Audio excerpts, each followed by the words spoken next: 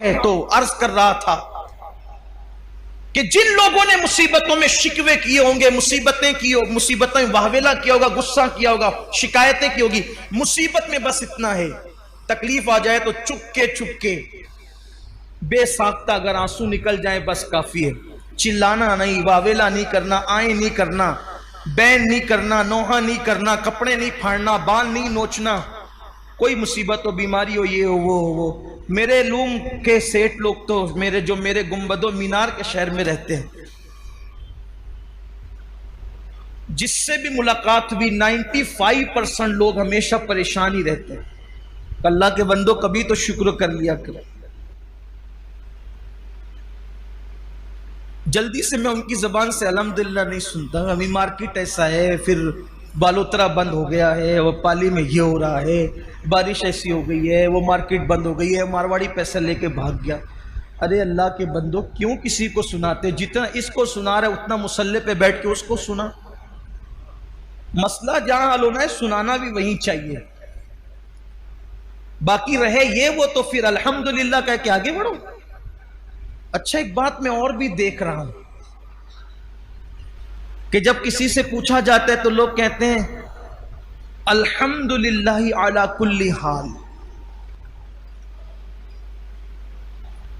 बल्कि हमारे सूफिया ने फरमाया बेहतर यह है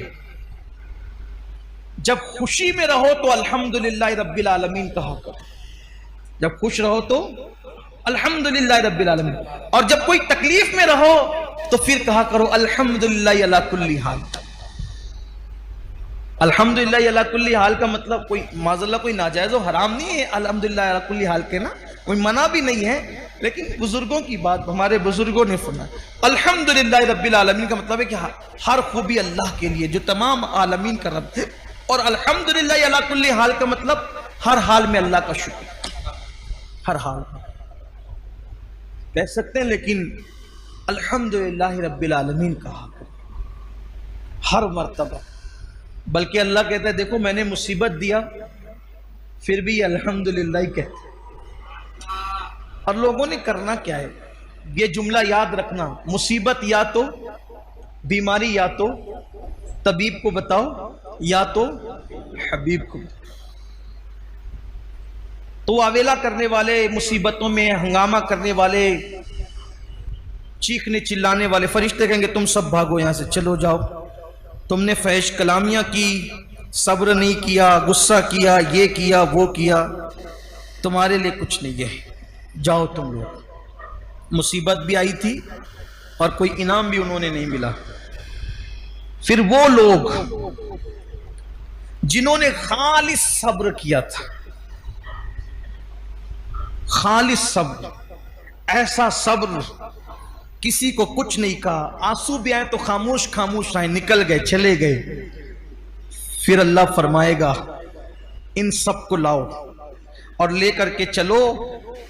अल्लाह फरमाएगा शजरे बलवा के पास, ये जन्नत में एक दरख्त है जिसकी जड़ें सोने की है और उसके पत्ते चांदी के हैं, और इतना वसी है वो दरख्त कि 100 साल तक के घोड़ा जितनी लंबाई में दौड़ाया जाएगा, इतना वसी है।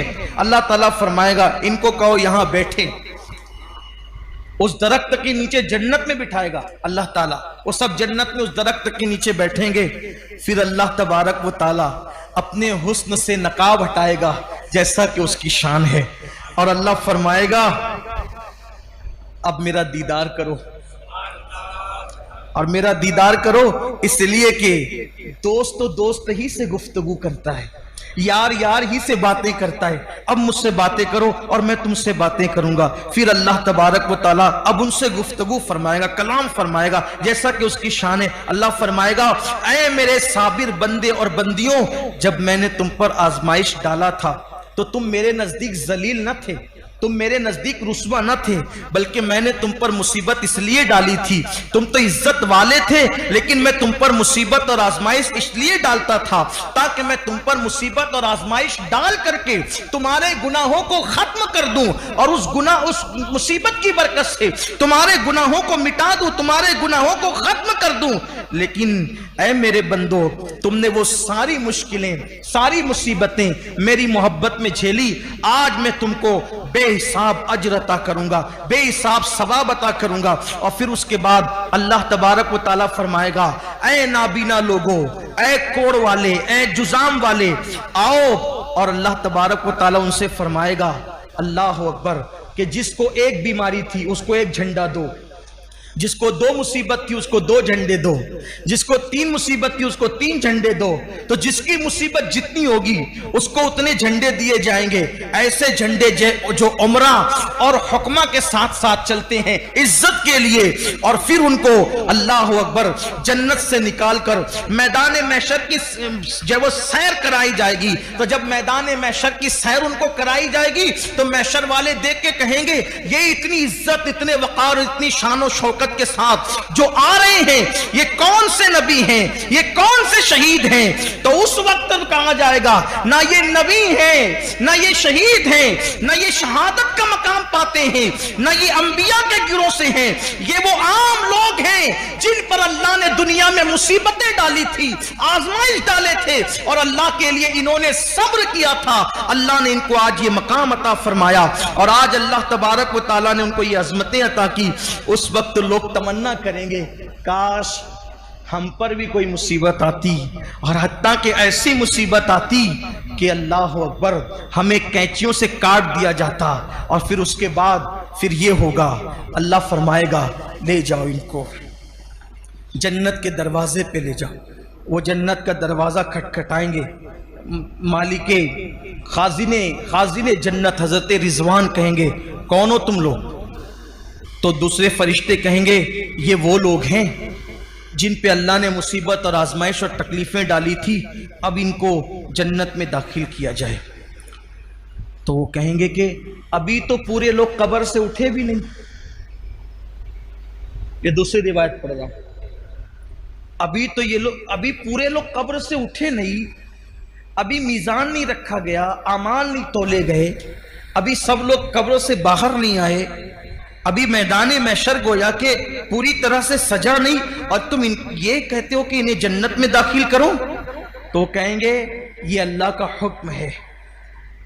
अल्लाह ताला ने ऐलान किया है कि जिन पे अल्लाह ने आजमाइश, मुसीबत और तकलीफ दुनिया में डाली थी और उन्होंने सब्र किया था, अल्लाह ताला उनका नामे अमाल खोलेगा ही नहीं, उनका नामे अमाल मीजान पे रखा ही नहीं जाएगा, उनसे कुछ हिसाब ही नहीं होगा, उनसे कुछ पूछा ही नहीं जाएगा, उनसे कुछ नहीं कहा जाएगा, और वो सीधा जन्नत में दाखिल होंगे। इनके लिए जन्नत के दरवाजे खोल दिए जाएं ताकि ये सुकून और चैन के साथ अपने अपने महल्लात के अंदर, जन्नती घरों के अंदर बैठें। और फिर मेरे आका अलैहिस्सलाम फरमाते हैं, वो लोग 500 साल पहले सब जन्नत में चले जाएंगे, हत्ता के लोगों का इधर हिसाब व किताब हो रहा होगा, और वो जन्नत में बैठे बैठे वो सब मुशाहिदा कर रहे होंगे हिसाब व किताब का। तो उस वक्त सहाबे किराम रिदवानुल्लाहि ताला अलैहिम अजमईन ने अर्ज किया कि या रसूल अल्लाह, कौन सी चीज मीजान पर सबसे ज्यादा भारी होगी? या रसूल अल्लाह, कौन सी चीज मीजान पर सबसे ज्यादा भारी होगी? तो मेरे आका सल्लल्लाहु अलैहि वसल्लम ने फरमाया कि सबसे ज्यादा अगर कोई चीज मीजान पे भारी होगी तो वो आजमाइशों पे सब्र करना भारी होगी, और जो दुनिया में जितना सब्र करेगा अल्लाह उसके लिए पुलसरात को उतना चौड़ा फरमा देगा। इसलिए अपनी जिंदगी के अंदर सब्र को, मुसीबतों और अल्लाह से दुआ करो कि मुसीबत ना आए, और मुसीबत आए तो सब्र, बीमारी आए, पैसे की किल्लत हो, अल्लाह ना करे औलाद ना हो, औलाद हो तो नाफरमान हो, अगर सब्र करो, किसी से शिकायत ना करो। आखिरी में अर्ज करना चाहता हूं, अगर कोई मुसीबत आती है तो मुसीबत अल्लाह के करीब करने के लिए, अगर हम मुसलमान हैं, मोमिन हैं, अल्लाह के पसंदीदा बंदे हैं, तो मुसीबत अल्लाह से करीब करने के लिए। जैसे लोहे के अंदर, लोहे को जब भट्टी के अंदर डाल दिया जाता है तो भट्टी से निकलने के बाद लोहा कैसे चमकने लगता है, ऐसे मोमिन आजमाइश और मुसीबत की भट्टी में डाला जाता है, चमकने लगता है। अल्लाह का जो जितना करीबी होगा वो उतना आजमाइश में गिरफ्तार होता रहेगा। जब आजमाइश में आ जाओ तो अल्लाह से दुआ करो कि अल्लाह हमें सब्र दे।